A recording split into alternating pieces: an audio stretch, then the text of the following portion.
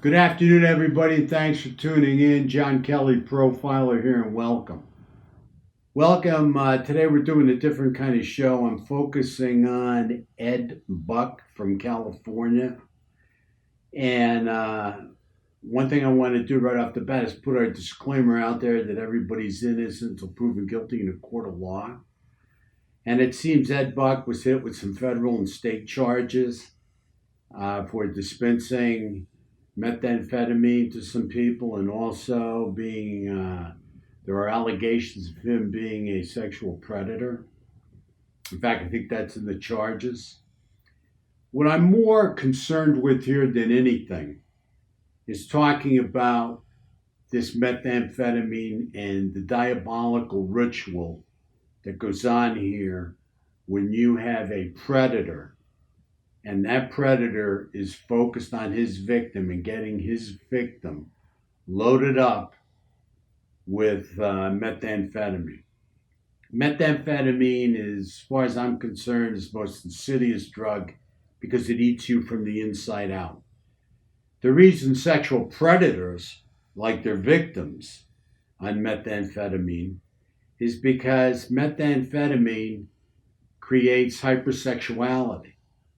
If you get a meth addict and you get them strung out on meth, when they take a shot of meth, they're going to get very high and they're going to get very hypersexual. It's a very strong central nervous system stimulant. And they become the perfect victim of a sexual predator. It's just such a diabolical ritual, because that sexual predator at that point in time, being the dealer to the meth addict, and the meth addict being dependent on doing what their dealer wants in order to continue to get the meth, will act out sexually for a considerable length of time.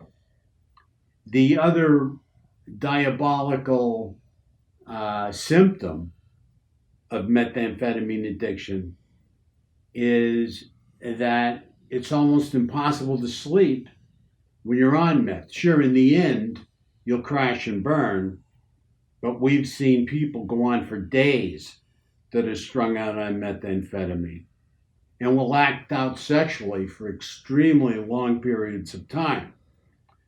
So they become the best victims for a sexual predator that is interested in having complete control and sexual dominance over these victims. The other thing that's very upsetting to me is the sexual diseases that are transmitted through methamphetamine addiction.